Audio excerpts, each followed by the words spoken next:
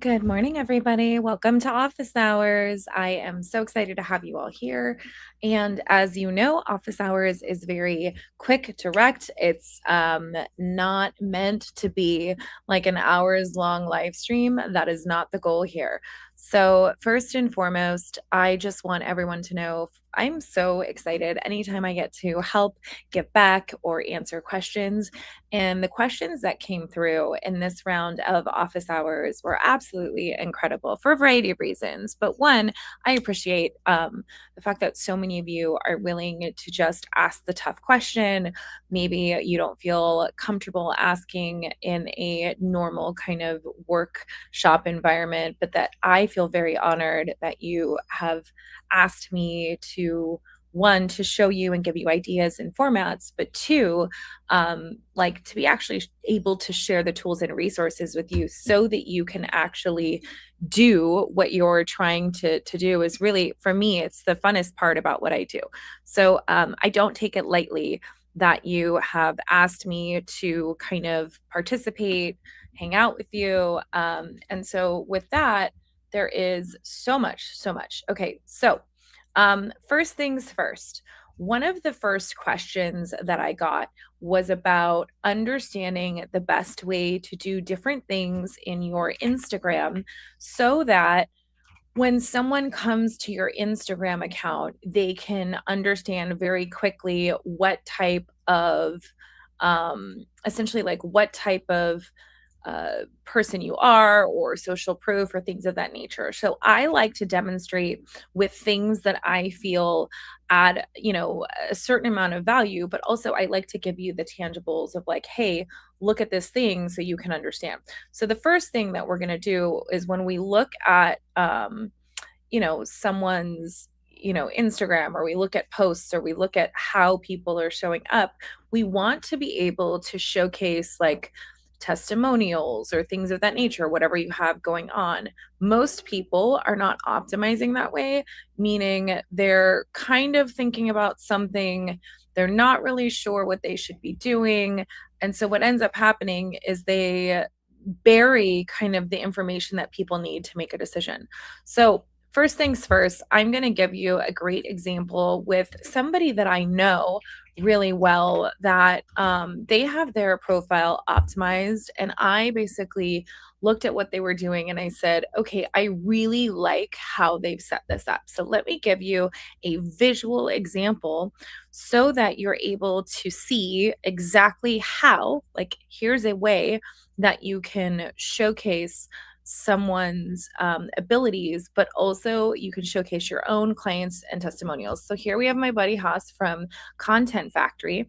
So one of the first things that he has in his profile, you'll see here, is a testimonials like slide, and then it goes into the actual video testimonials of everyone that he's kind of collabed and done work with. So why is that important? It's because right away in the top of your profile pinned, you've got your client testimonials so people can actually see, oh, this is the result, the people that love me. Then we go into the client results slide and you'll see he's done a really great job of highlighting all of the things that people have said, the results that clients have gotten. So again, it makes it that much easier for someone to say yes. So that would be, in my opinion, if it's Instagram specific, one of the best ways to show that. Again, you have kind of your pinned reels, but then you have your testimonials and your client results. And again, so it's the first thing that you're seeing on someone's page, and then you can go see their reels. But again, that's one of the fastest ways to do that. So that's first question is, what's the best way to optimize my profile? The second thing is there's a lot of controversy around, should I use Linktree? Should I have my own thing? I think the thing to notice is that remember that social media is a rented space. You do not own anything on social media. And as a result of that, what ends up happening is people put their dependencies on all these third party platforms, but at any time, the platform can make a decision and say, hey, we don't want to do things that way anymore. We actually want to highlight it in a different way. And so when you host and do things on your own platform, that gives you control. Even when I'm seeing people right now, everyone's saying like, go to my Substack, go to my Substack. Yes, that can be really helpful. But also if Substack decides to change their creator policies tomorrow, you might be up a creek, right? So that's just something to consider. Now, the other thing that somebody brought up to me, and the next question that I'm going to answer again in office hours, specifically has to do with TikTok and how to look for your content or your niche on TikTok. And so I think people make the mistake of saying, oh, that type of content is not available on TikTok, which is not true. So, one thing that we're going to do together is we're going to look up some different topics so that you can see how to leverage the different platforms and tools, again, with your content, how to search for content, how to look at how things are doing. Now, I want to be very clear. We do not suggest under any circumstances that you just rip off anyone's stuff word for word.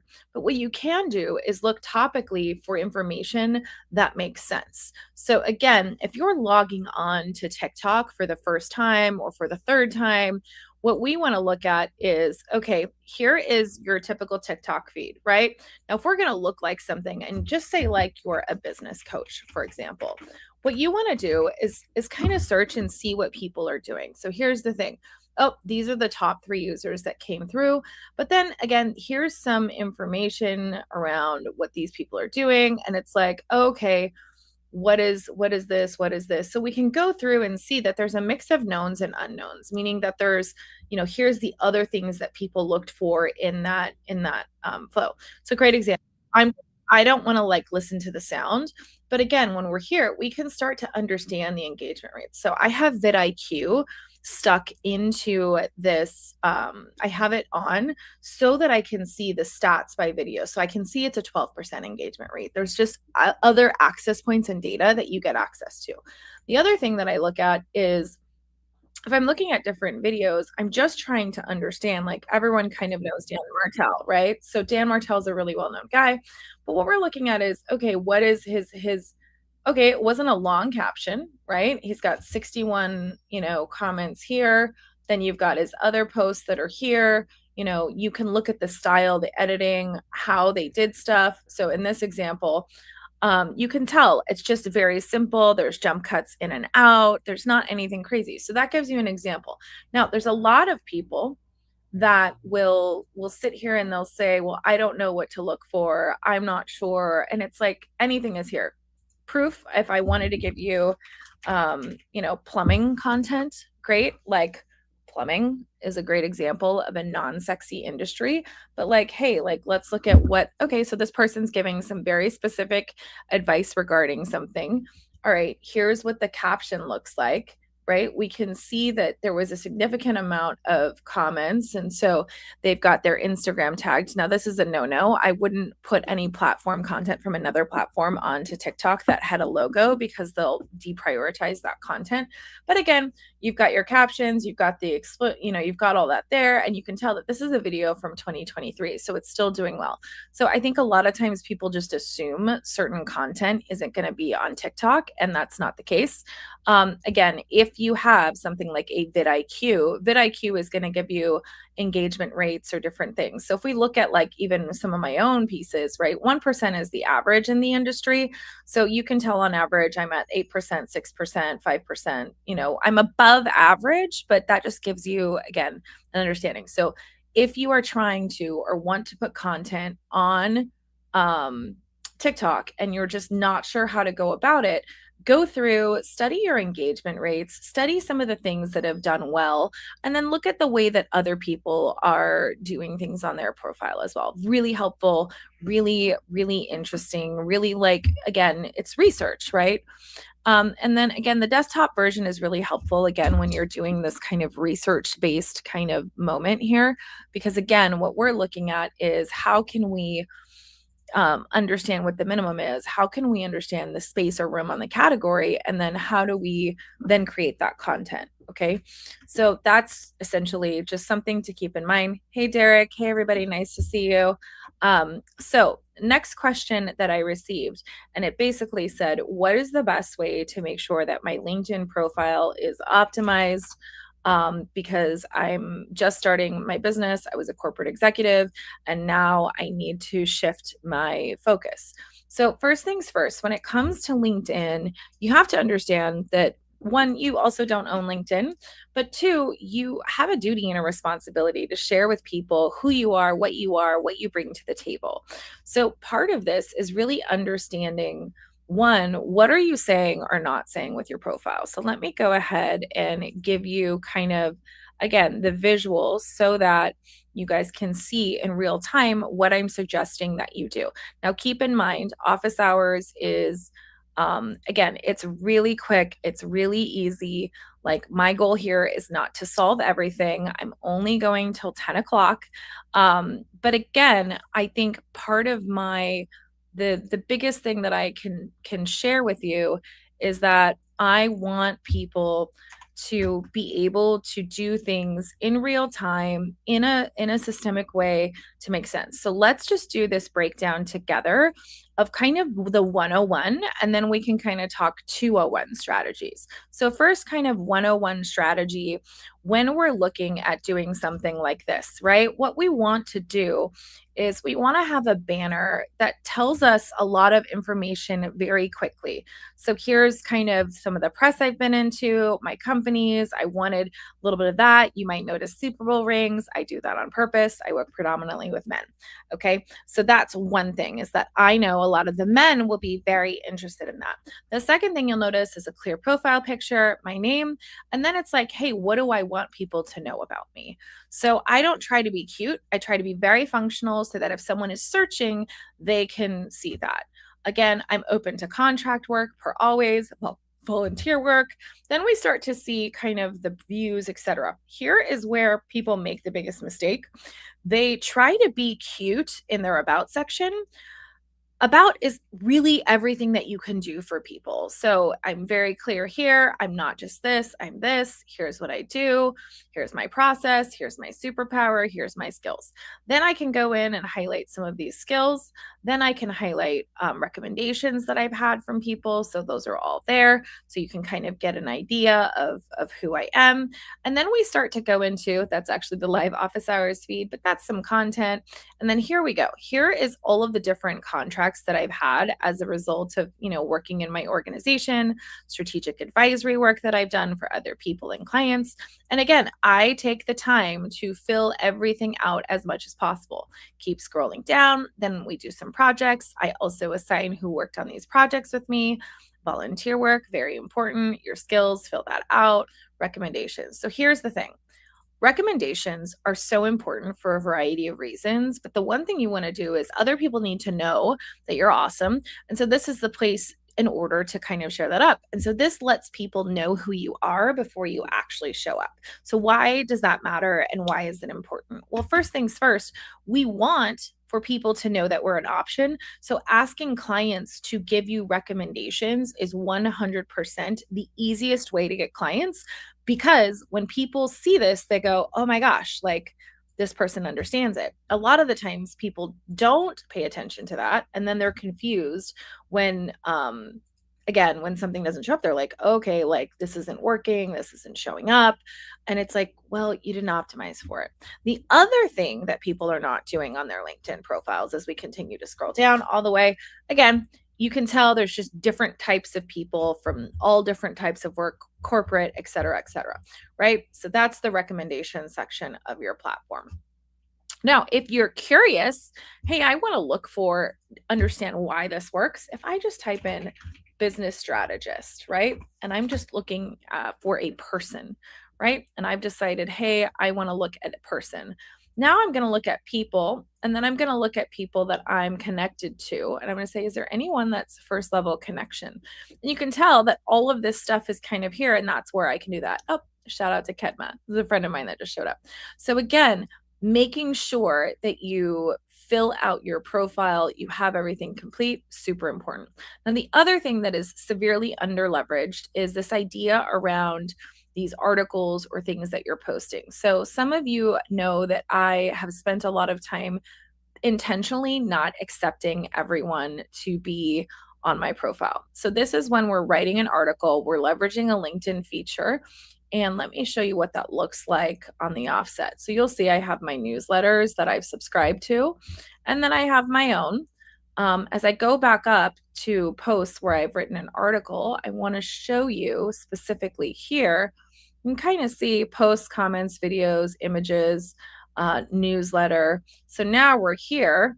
This is a great example of here's an article that I've created a newsletter on LinkedIn. On this newsletter, it is specifically called Strategy Solved. That is my kind of umbrella company. And you can tell I have 1,700 people that have opted in to be, advised of what I'm doing. Why does it matter? Well, I think that what's really cool is people get the digest when you write an article, it goes in an email to them. So a lot of people don't know that. So again, when you have a newsletter on LinkedIn, the goal is also to invite those people to come or incentivize them to be on your own newsletter that you own everything, but also you can just reach out, give them a freebie. So we constantly have people going in like every other day and then connecting and being like, okay, who do we want to talk to? Who are these people? And again, this is just a strategy for LinkedIn. So, and also everything that I'm doing, I am trying to eliminate people that are just going to follow and never take action. Again, when it comes to your profile, why do you want to do this? Well, one, you want to understand who's engaging with your content. Two, you want to see how you are showing up in search. And it's going to tell you, you know, they're looking at you, but where you came from was a post versus search versus comments versus network. So this is how it breaks down, right? But then you're able to see like, okay, there's recruiters looking at me. Here's where people are going on my profile, right? And then again, you can make updates. LinkedIn is going to make some of these updates for you. And then the last piece of this, which I think people, you know, sometimes they see it, sometimes they don't, but it is your LinkedIn social selling index. And so part of this is understanding, I used to maintain a there I am, top 1% of industry. And so I did that for a variety of reasons. One being that when you do that, when you put content out, it gets past a certain point. The second thing is understanding that when you're doing this, as you go down, it's telling you, hey, your brand is good. You need to find the right people. My problem is I say no to a lot of connection requests because I don't want to be spammed, just full disclosure. But here it's telling me, hey, you need to write more stuff. So you can tell I've been writing more stuff on LinkedIn, really been back at it, and then building relationships, nailed that, right? So these are the two that they want me to work on. Then it's telling you, hey, in business consulting, most people have an average of this. You're in the top 1%. People in your network have that. So the social selling index, something really simple, really easy that you can take, implement, put into your company or business, and it works really well. The next question I got was from Lauren. Lauren is making the transition again. She was laid off from her role. She's very happy to just to share that. Her request is around how can I get press in media? Is there any way to do this organically, or is everything just pay to play? So let's be clear. Press and media can help in a lot of ways for a company or a brand.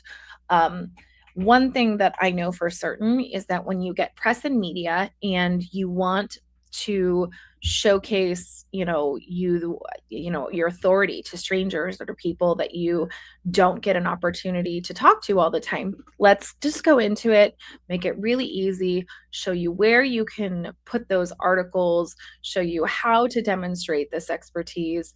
And again, I think 90% of this comes through learning how to, one, get,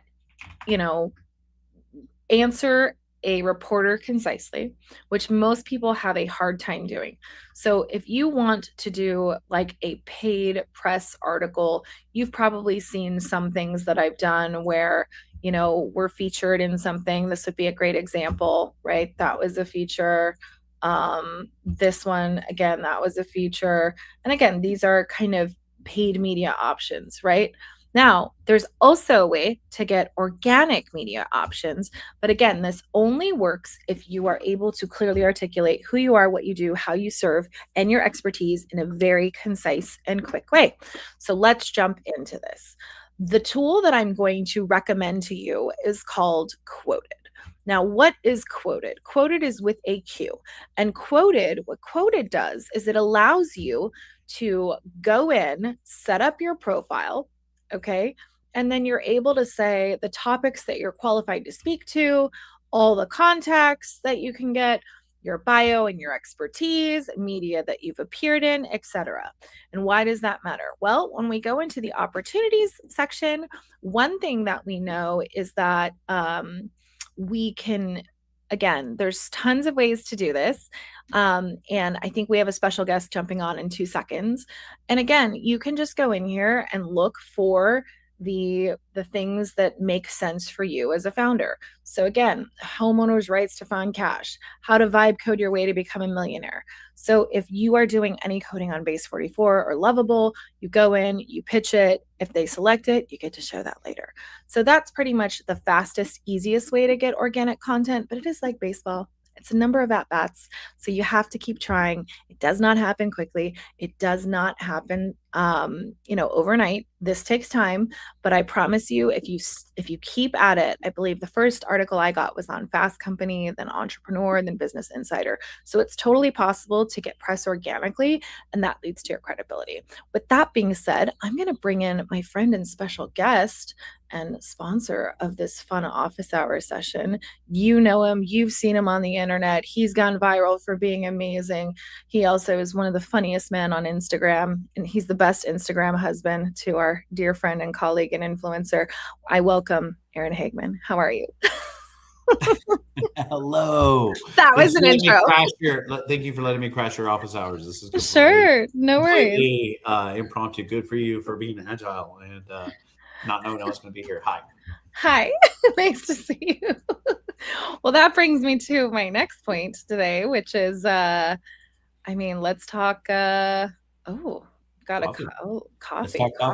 Let's talk coffee.